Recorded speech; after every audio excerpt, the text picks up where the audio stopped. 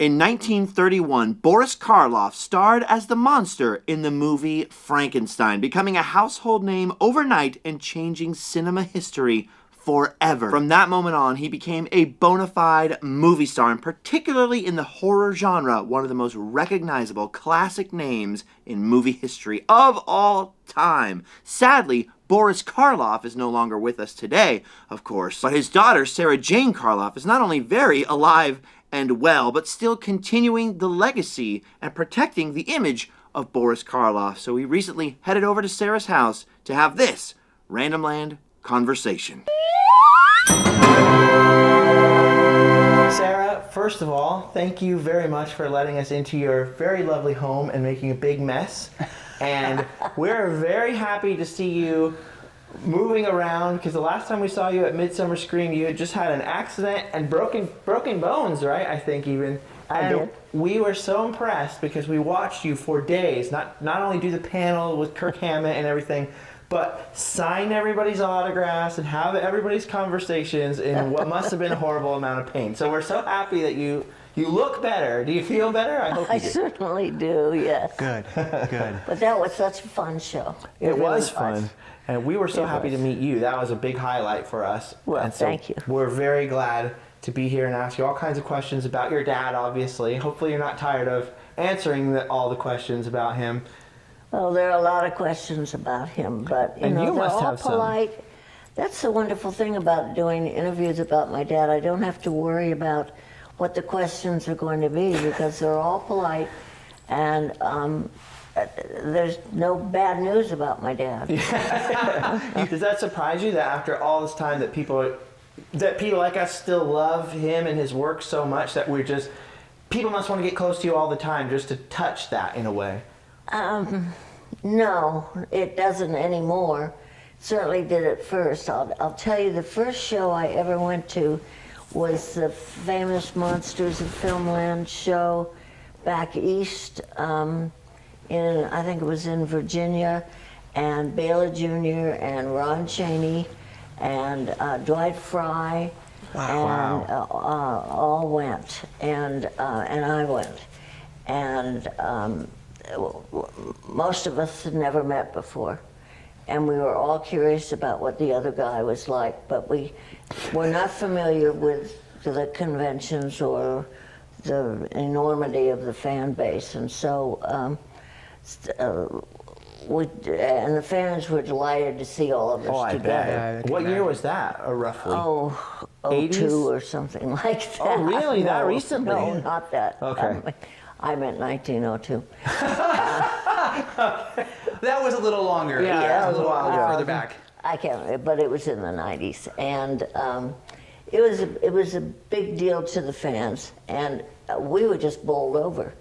But somebody asked me if I'd been down to the dealer's room, and I thought they were playing poker.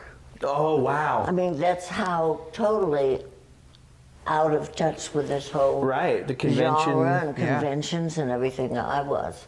And when they took me downstairs, I found that they were selling pictures of myself and my father together that had been taken with my brownie camera by my stepmother. Oh, wow. So I had no idea that all of this was going on. Yeah. And ever since then, I've been having a wonderful time meeting the fans and learning about, the fans know far more about my father's career than I could ever learn. You must have had to learn a lot afterwards, which I'm sure we'll get into your whole history with that, but you must have had to learn a lot to take on the mantle. I learned something every time I do an interview, every time I do a show. Yeah. Because I learned from the fans. Right. And none of this has anything to do with me. I'm a conduit for the fans who wish they'd had an opportunity to meet my father. Right. That's incredible. And you enjoy that? Yeah, because I'm learning about my father, things I didn't know. And I'm seeing how much my father's imprint on other human beings, on the fans, has been, and the longevity of his legacy and the importance of his work and his life. has meant to so many generations. Yeah, he was born in 1887, right? Correct. I mean, so in 2 centuries ago, really, we're talking a while back, and he was born into, as William Henry Pratt, right, into the Pratt family, and they're all diplomats, and it just occurred to me that coming of age in the early part of the 20th century, he would have had a career all set up in England where he was born. He would have had his life sort of laid out in front of him, and to rebel and come to Canada, of all places, to start an acting career was pretty crazy stuff. And before we talked about him and his career, I wanted to ask you if you, now coming full circle, have you had much contact with that Pratt family in England? Are they in touch with you at all, or? Well, my father was the youngest of 9 children, 7 brothers and 1 sister. And he was educated for the diplomatic service. 1 brother served in China and was knighted for his work. And my father always referred to him as my brother, the Sir. My father had a lovely sense of humor. But my father always wanted to be an actor. And so when he was 21, he boarded a ship. He flipped a coin first between Canada and Australia, which shows you how much or how little he knew about the theater or films or anything. And Canada, British Columbia won or lost. And so my father boarded a ship for British Columbia, and that's where he ended up. He thought he had a job with a farmer, and when he arrived, the farmer had no idea he was coming. Right. But the farmer gave him a job. My dad slept in a barn and worked for his meals, and worked very hard. My father was a very hard worker. Yeah, as a laborer. But he didn't go that long a distance and have that hard a journey to become a farmer. Right. in Canada. Right. So anytime there was an opportunity, my father looked around for an audition with the Repertory Theater. Yeah. And finally he got an audition. As he said, by fibbing and saying that he had been in all the shows that he had only seen in England as a boy growing up. And he said he missed as many classes as he possibly could just to smuggle his way into any theater, any film, any play. And so he lied his way into his audition and got the part. And he told the story on himself that when the curtain went up on his first performance, his salary was $30 a week. And when the curtain came down on his first performance, his salary was $15 a week because it was abundantly clear he'd never set foot on a stage before. That's incredible. Yeah. But he still had a job. So he spent 10 years in Canada, starving to death. Yeah.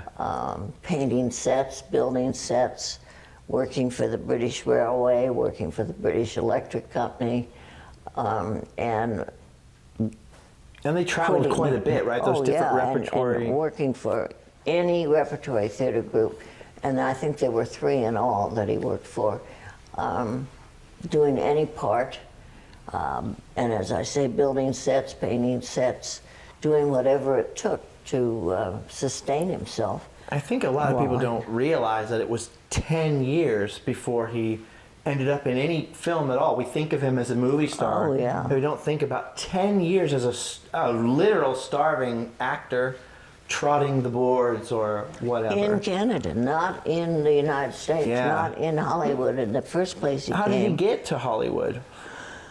Oh, probably something to ride. No, he actually, With the stick he, and a he- bandana. I think he went to Chicago first and then went back up to Canada because that play, that repertory theater group closed, and so he went back up to Canada and then came down to San Francisco and was acting in a production, a repertory production in San Francisco, and then somebody suggested he go down to Hollywood, and he went down and starved some more and did some rather odd jobs.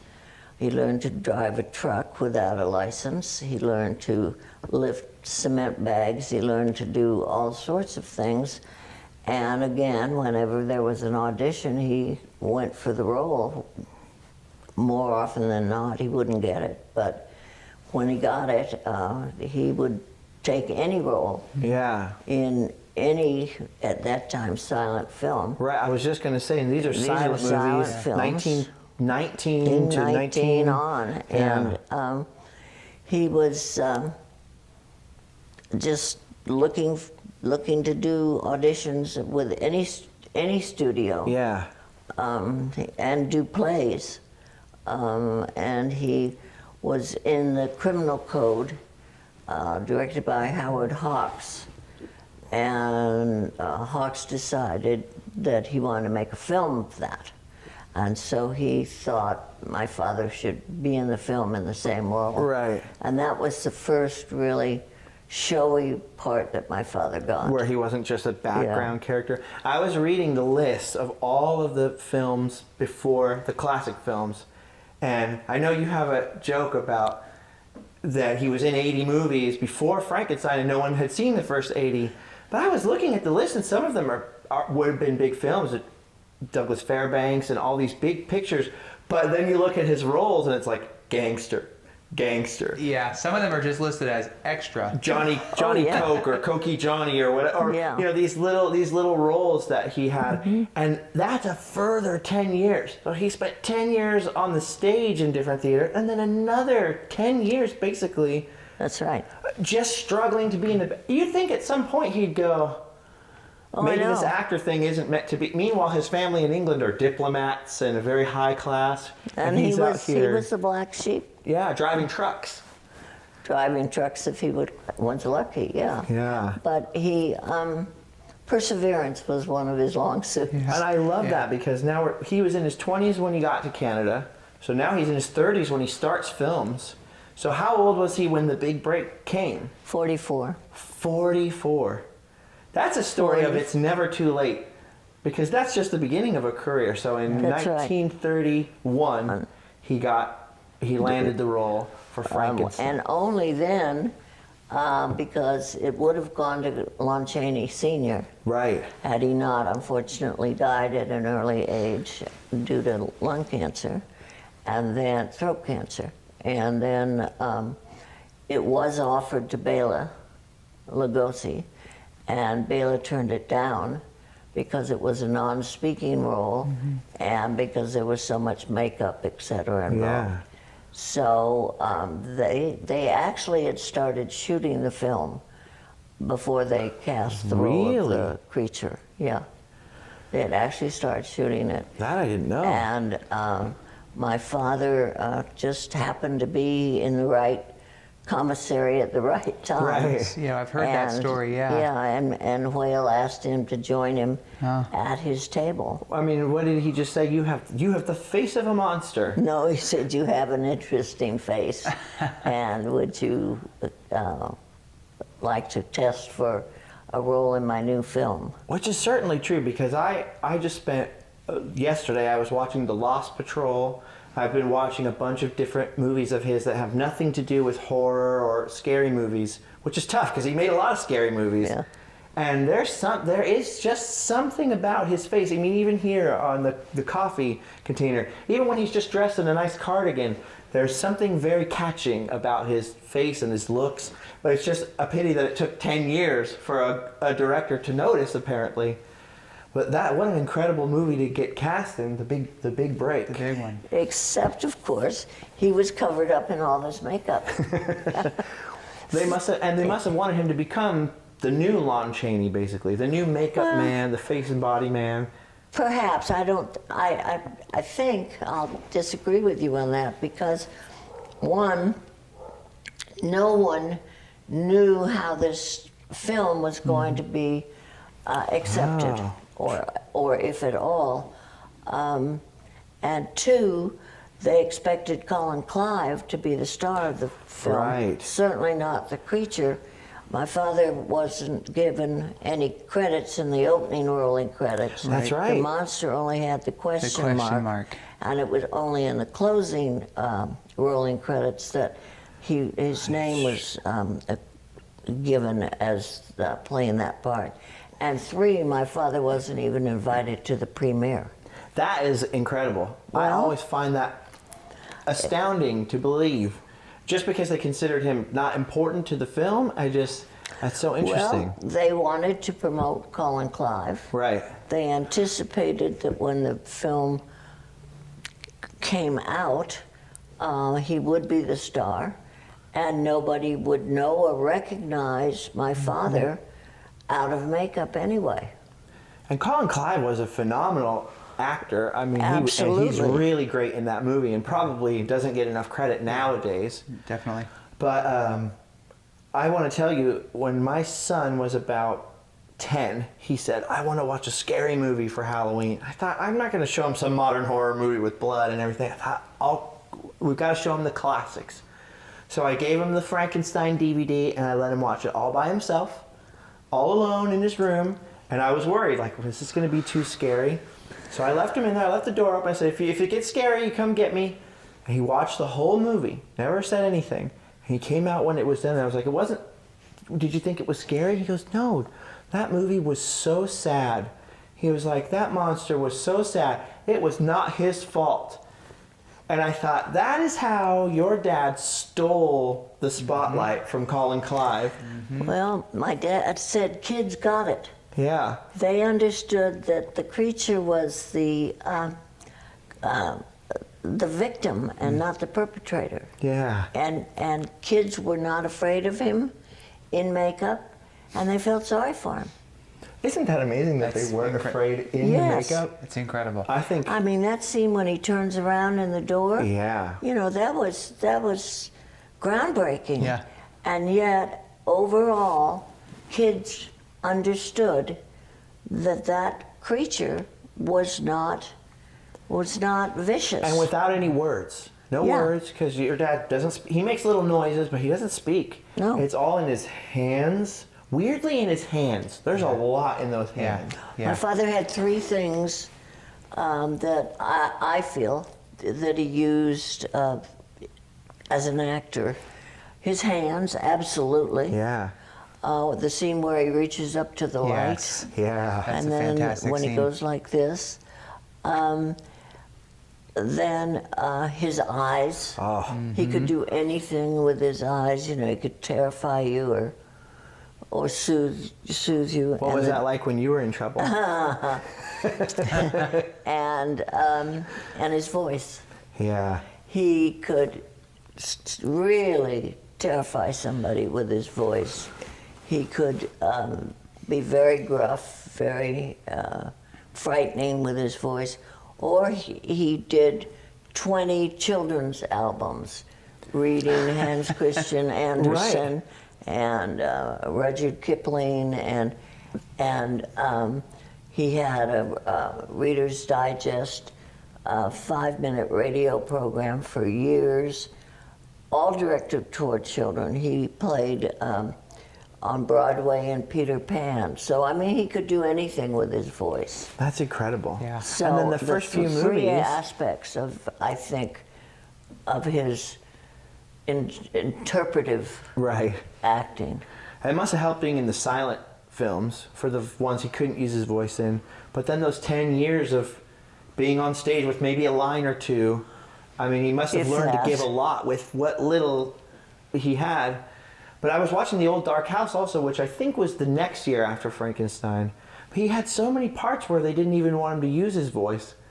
And he is so expressive, whether it's in the old dark house, he's genuinely scary. When he opens that slot in the door and looks out that little window, that makeup, again, is Jack Pierce's. And my father always said that Jack Pierce was just a genius. Yeah. And he was indeed. And he's, it's just remarkable what Jack could do with the features of anybody with makeup. And when you consider what he had at his hand to use back then. Yeah, because your dad was not a horrifying looking man. In fact, he's a pretty good looking guy. He is. And he ended up being in, Frankenstein, obviously, but then in the old dark house and these other movies, just a little bit of hair, a little bit of makeup, and those eyes.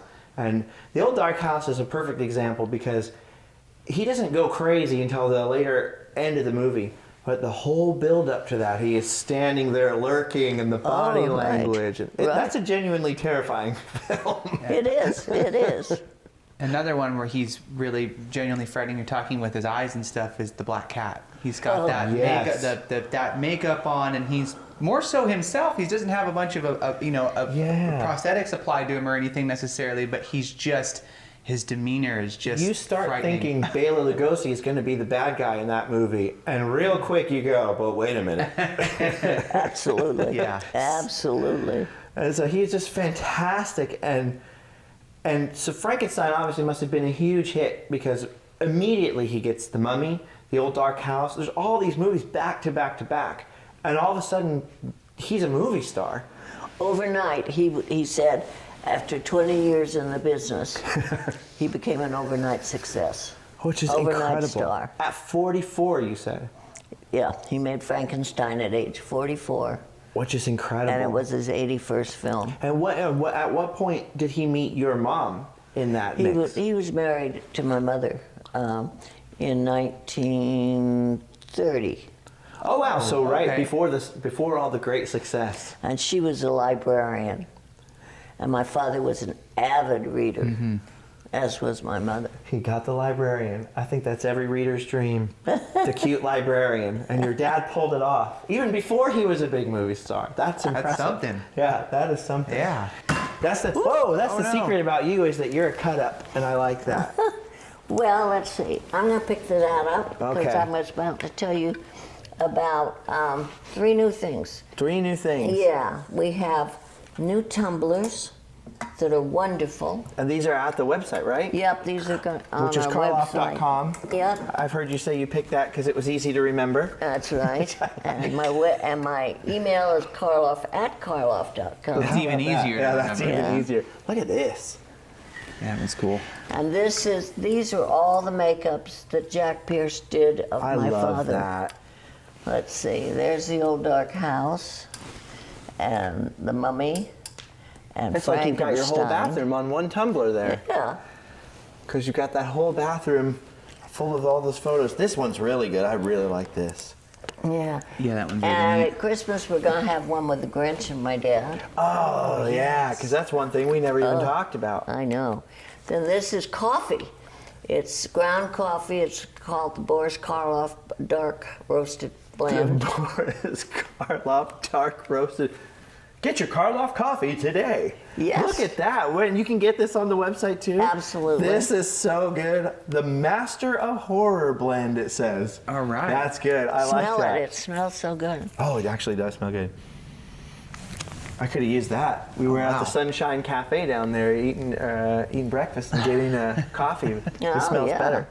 And then the documentary on my father that came out now is available in DVD, Ooh. Blu-ray, or one version has each, plus they each have about 147 minutes of extras. Wow. That's called Now the Rest of the Story.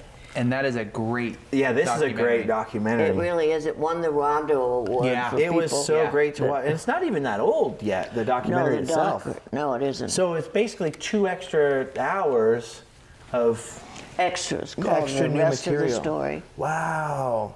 That's great. Okay, well, so before we're done, I do have to ask you about that lovely statue behind you that he won for Oh, the Grinch. the Grinch. And Let's see, where is it? oh, it's back all the way behind you. over Well, there. let's see if we can get that. I did touch it earlier. I'm sorry. So by the time he made the Grinch movie, he didn't sing This the. is he this didn't, is his Grammy. He didn't sing the song, and was that because of the emphysema? Because your No. dad had a great singing voice. No, he didn't have a great singer. You don't think so? But no, that was Thurl Ravenscroft. Right. Who a lot of was people- Tony the Tiger. Right. And he was perfect for The song. the song. And he didn't get any credit. Poor guy. It was an oversight. Yeah. And it was a terrible oversight. But this is for the spoken voice, which This was is for, my father won this Boris Karloff. for being the narrator Yeah. of the whole program, as well as the voice of the Grinch. Yeah. So when you listen to the Grinch, there are some times where it's a very quick change Yeah. between the narration and the Grinch speaking. And it's just wonderful. And I've said in this interview that my father was very modest, never brought his work home, never talked about his work. One night, I have two sons, and one night my phone rang, and it was my father out of the blue, and he said, "Sarah Jane,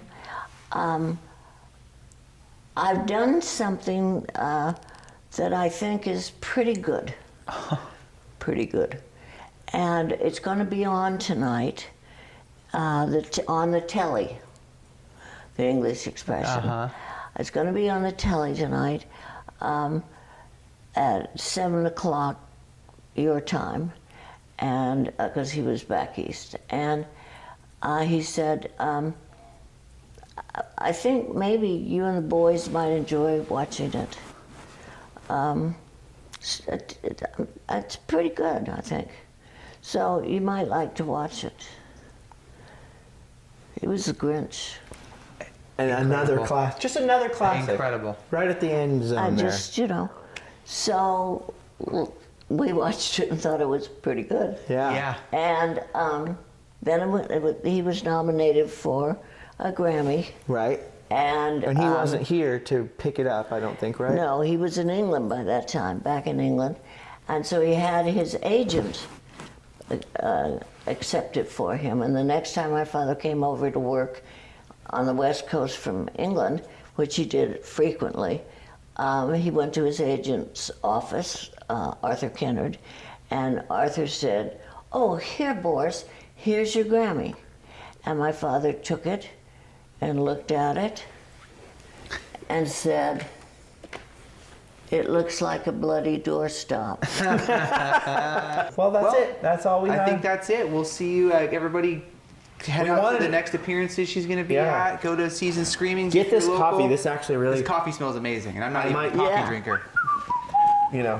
But yeah, thank you so And the much. tumblers are wonderful. Yeah, The tumblers are great. Get the Karloff.com. coffee in the tumbler While you're watching the documentary. While you watch the new documentary. right. And then when Christmas comes, And then watch the Grinch. Watch the Grinch. Listen to the Grinch. Watch this. Yeah, all the And products. get a Grinch tumbler. and get a Grinch tumbler. And you can come get the signed photos and meet you at Season Screamings and all those other conventions. So we That's did right. it. We did it, gang. We promoted.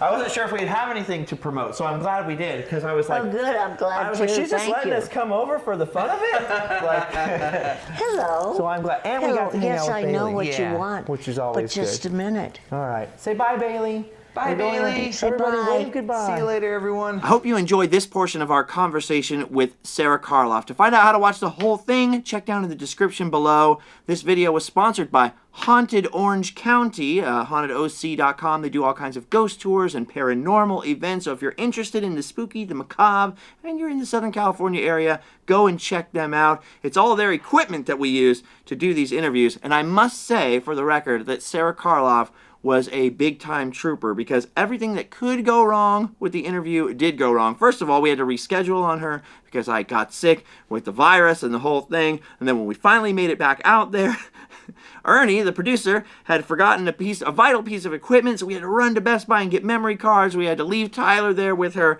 kind of alone. She's going, are we ready to go? Oh, we got a problem.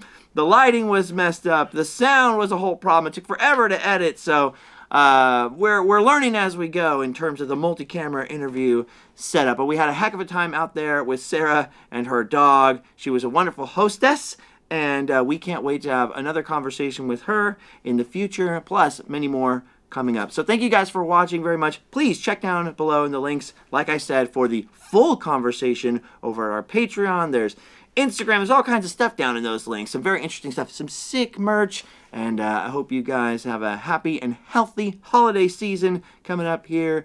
And we'll see you in the next one.